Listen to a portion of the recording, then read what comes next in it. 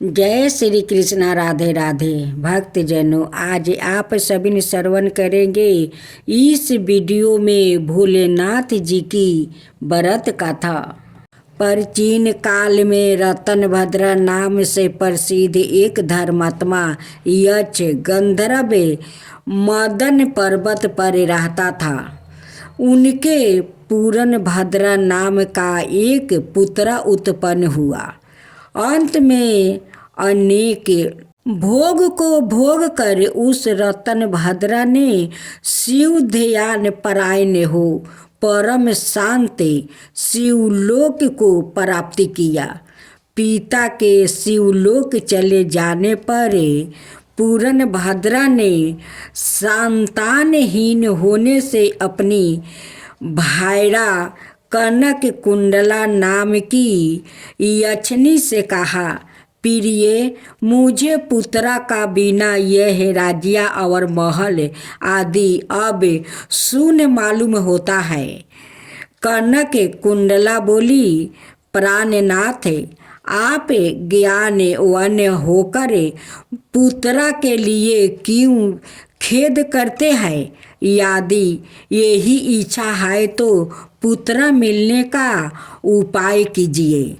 इस जगत में उद्यमी लोग को क्या दुर्लभ है जो प्राणी परिबद्ध के भरोसे रहते हैं। 19 संतान का पुरुष है, क्योंकि अपना किया हुआ कर्म ही परिबद्ध है और कुछ नहीं। इस कारण प्रतिकूल प्रबोध को शांत करने के लिए समस्त कारणों के भी कारण रूप भगवान शिव की शरण में जाना चाहिए। यदि आप सर्वश्रेष्ठ पुत्र चाहते हैं तो भगवान शिव की शरण ग्रहण कीजिए। अपनी पत्नी की बात सुनकर यक्षराज ने गीत बद्ध से भगवान शिव का पूजन कर पुत्रा की अभिलाषा पूर्ण की। उसका नाम हरिकेश पड़ा। पुत्र उत्पन्न होने की प्रसन्नता से उसने अनेक दान पुण्य किया। जब हरिकेश 8 वर्ष का हुआ तभी से वो खेल में धूली का शिवलिंग बनाकर त्रिनादी से उनका पूजन करता और अपने साथियों को शिव नाम से ही पुकारता था। और रात दिन हे चंद्रशेखर, हे भूतेश्वर, हे मृत्युंजय, हे नीलकंठ आदि पवित्र नामों का उच्चारण करता रहता और मित्रों को प्रेम करता हुआ बार बार इन्हीं नामों से वो पुकारता रहता था। उसके कान के नाम के अतिरिक्त अन्याय किसी को ग्रहण नहीं करते थे। वह शिव मंदिर को छोड़कर किसी अन्याय जगह वो नहीं जाता। उसके नेत्र शिव के अतिरिक्त और कुछ देखने की इच्छा नहीं रखते थे। वह सपने में भी भगवान शिव को ही देखा करता था। हरिकेश की यह दशा देखकर उसके पिता ने उसे गृह कार्य में लगाने की अनेक चेष्टा की, किंतु उस पर कुछ भी असर नहीं हुआ। अंत में हरिकेश घर से निकल गया।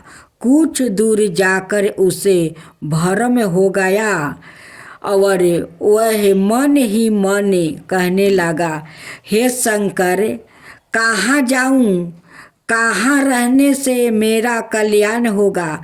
यह सोचकर उसने अपने मन में विचार किया कि जिसकी कहीं ठिकाना नहीं है उसका काशीपुरी ही आधार है। इस प्रकार निश्चय कर वो काशीपुरी को गया, जिसे अभिमुक्त नेत्रा में 5 भौतिक देह त्याग कर प्राणों का शिव की प्रसन्नता से फिर देह से संबंध नहीं रहता।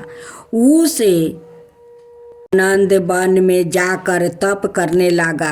कुछ समय बाद भगवान शिव ने पार्वती को अपना विहर वन दिखाया।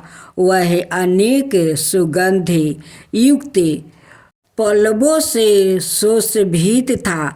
शिव बोले, हे देवी, जैसे तुम मुझको बहुत प्रिय हो, वैसा ही यह आनंद वन भी मुझे परम प्रिय है।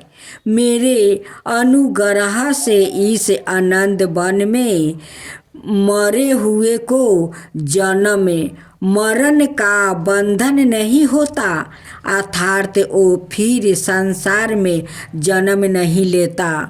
पुण्य आत्मा के कर्म बीज विश्वनाथ की प्रज्वलित अग्नि में जल जाते हैं, उसी से फिर वो गर्भ यश में नहीं आते। काशीवासी लोगों के देहांत समय में मैं ही तारक ब्रह्म ज्ञान का उपदेश देता हूँ, जिससे वो उसी क्षण मुक्ति हो जाता है। कलयुग में विश्वनाथ देव का दर्शन पूजन, काशीपुरी भगीरथी गंगा आदि का सेवन और सत मात्रा को दान विशेष फलदायक होता है।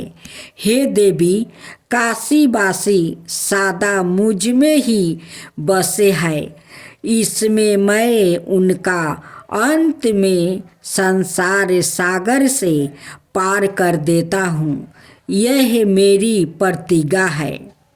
इस तरह वार्तालाप करते करते भगवान शिव उस स्थान पर गया जहाँ हरिकेश समाधि लगाया बैठा था।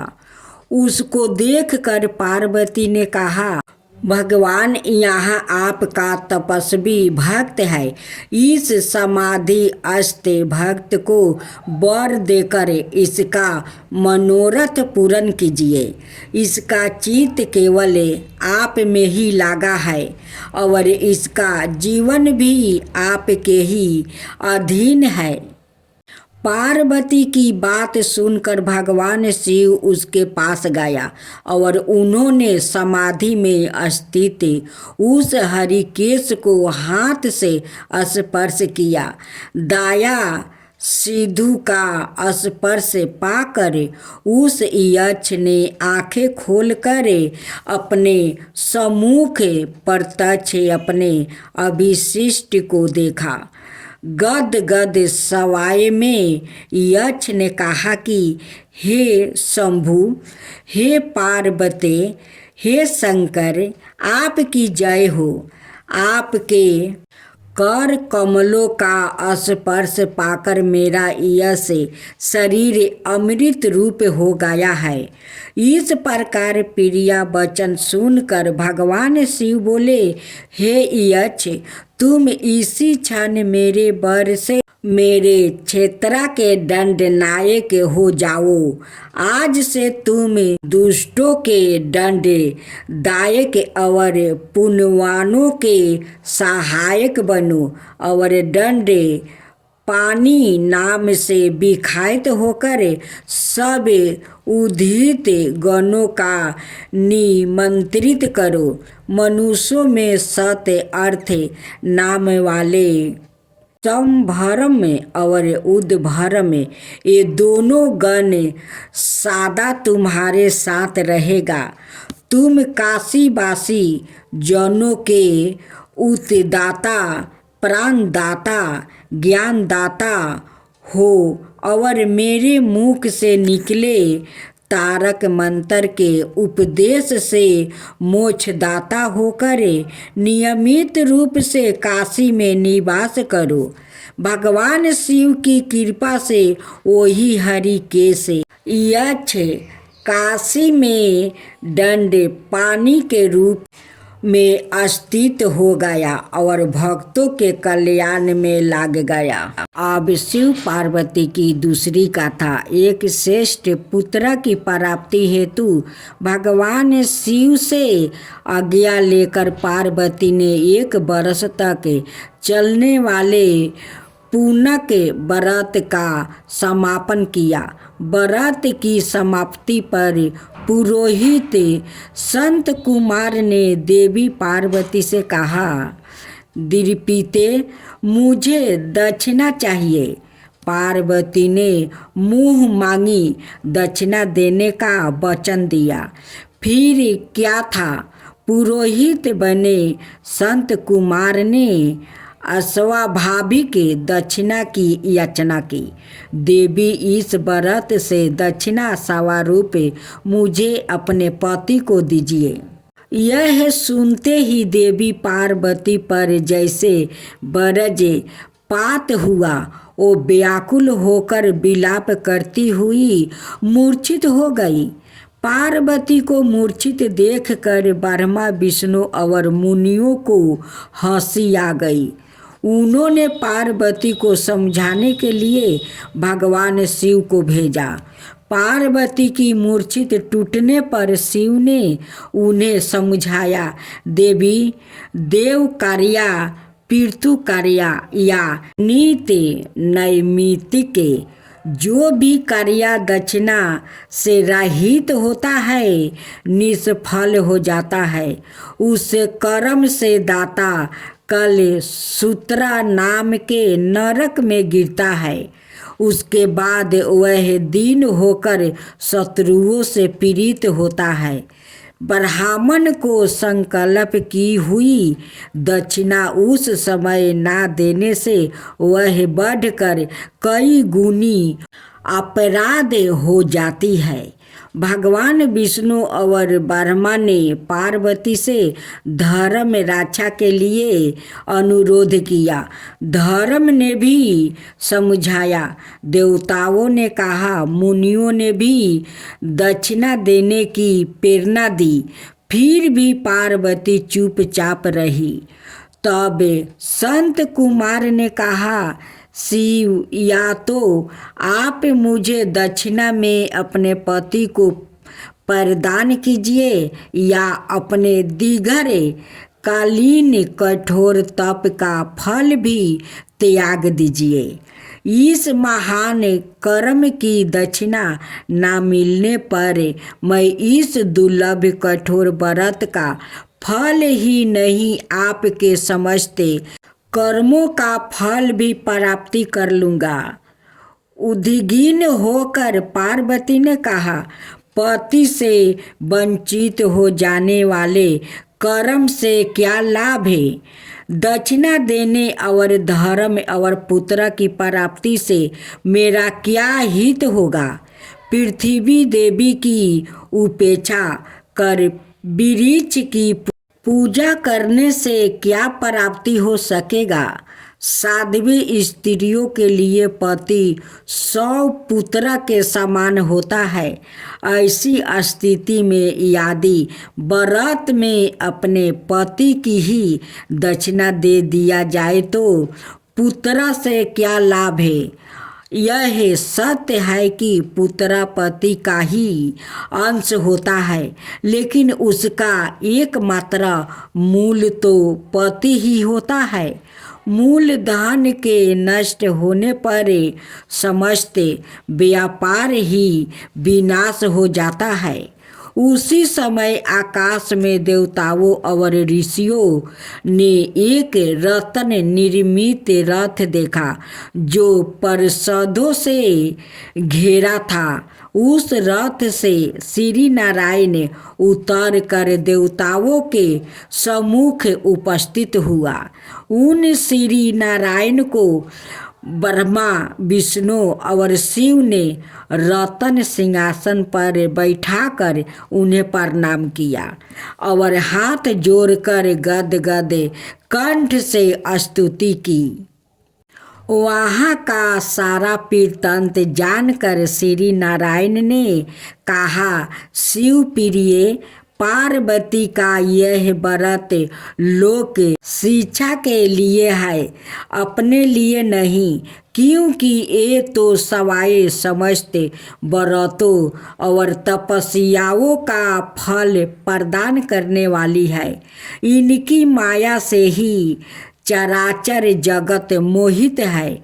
फिर उन्होंने पार्वती को संबोधित कर कहा, शिवे, इस समय तुम महादेव जो कि दक्षिणा में देकर अपना व्रत पूर्ण कर लो, फिर समुचित मूल्य देकर अपने जीवन धन को वापस ले लेना। गौओं की भांति भी विष्णु के शरीर में है, अत तुम ब्राह्मण को गौ मूल्य प्रदान कर अपने पति को लौटा लेना। यह कहकर वो अंतर्ध्यान हो गया। तब पार्वती प्रसन्न मन से अपने प्राण सवर्षव को दक्षिणा में देने के लिए तैयार हो गई। उन्होंने हवन की, पुरोहित की और अपने जीवन नाथ शिव को दक्षिणा रूप में दे दिया। इसके बाद उन्होंने पुरोहित संत कुमार से निवेदन किया, प्रिय वर, गौ का मूल्य मेरे पति के बराबर है। मैं आपको अत्यंत सुंदर 1,00,000 गौ प्रदान करूंगी। इसके बदले में आप मेरे जीवन सवर्षव को लौटा दे। प्राणनाथ के मिल जाने पर मैं पूर्ण ब्राह्मणों को बेफूल दक्षिणा प्रदान करूंगी। तब संत कुमार ने पार्वती से कहा, देवी, मैं ब्राह्मण हूँ, मैं 1,00,000 गौ लेकर क्या करूँगा? इस दुर्लभ रतन के सामने 1,00,000 गौ की क्या तुलना। मैं इन्हें साथ लेकर त्रिलोक में भ्रमण करूँगा। उस समय समस्त बालक इन्हें देखकर प्रसन्नता पूर्वक ताली बजा बजा करे अटूट हास करेगा। कहने के साथ ही संत कुमार ने भगवान शिव को अपने पास बैठा लिया। यह सुनकर पार्वती जलहीन मछली की भांति वो छटपटाने लगी। उन्होंने मन ही मन सोच लिया, कैसा दुर्लभ है मेरे किए हुए, मुझे ना तो अभिष्ट देव का ही दर्शन हुआ और ना ही व्रत का फल प्राप्ति हो सका। अधीर होकर वो अपने प्राण त्यागने के लिए प्रस्तुत हो गए। अकस्मात उसी समय आकाश में तेज समूह प्रकट हुआ। उस तेज समूह को देखकर पार्वती ने उसे अपने ऊपर दया करने को कही और उस महे तेजो राशि के मध्य में विश्वा मोहन श्री कृष्णा स्वरूप का दर्शन किया। ऐसे भुवन मोहन अनूप रूप को देखकर भगवती पार्वती उसी के अदृश्य पुत्र की कामना करने लगी और उसी क्षण उन्हें वह वर भी प्राप्ति हो गया। तदंतर वह तेज वही तिरहुत हो गया। तब देवताओं ने ब्रह्मा पुत्र संत कुमार को समझाया। संत कुमार ने दिगंबर शिव को उनकी प्राण परमेश्वरी पार्वती को लौटा दिया। भगवान शिव जी की आरती। ओम जय शिवा ओमकारा, स्वामी जय शिवा ओमकारा, ब्रह्मा विष्णु सदा शिव अर्धंगिनी धारा। ओम जय शिवा ओमकारा, एकानन चतुरानन पंचानन राजे, हंसासन गरुडासने विष वाहन साजे। ओम जय शिव ओमकारा। दो भुज चार चतुर्भुज दस भुज अति सोहे। त्रिगुण रूप निरखिता त्रिभुवन जनि मोहे। ओम जय शिव ओमकारा। अक्षर माला बने माला मुंडी माला धारी। तिरी पुरारी कंसरी करी माला धारी। ओम जय शिव ओमकारा। सितंबर पीतंबर बगंबर अंगे। सनकादिक गरुणादिक भूतादिक संगे। ओम जय शिव ओमकारा। करिके मध्यम कमंडली चक्र त्रिशूलधारी। सुखिकारी सुखिहारी जग पालनकारी। ओम जय शिव ओमकारा। ब्रह्मा विष्णु सदा शिव जानते अविवेका। प्राण बचर के मध्यम तीनों यही एका। ओम जय शिव ओमकारा। लक्ष्मीयो सवित्री पार्वती संघा। पार्वती अर्धांगिनी शिव लाडली गंगा। पार्वती अर्धांगिनी शिव लाडली गंगा। ओम जय शिव ओमकारा। पार्वती सोहे पार्वती शंकर कैलासा। भांग धतूरा का भोजने भस्मी में बासा। ओम जय शिव ओमकारा। जाटा में गंगा बहते है गले मुंडी माला। शेष नाग लिपिटावते ओढ़ते मृगछाला। ओम जय शिव ओमकारा। काशी में विराज विश्वनाथ नंदी ब्रह्मचारी। नित उठे दर्शन पावते महिमायति भारी। ओम जय शिव ओमकारा। त्रिगुण स्वामी जी की आरती जो कोई नर गावे। कहत शिवानंद स्वामी मन बाछित फल पावे। ओम जय शिव ओमकारा। ओम जय शिव ओमकारा।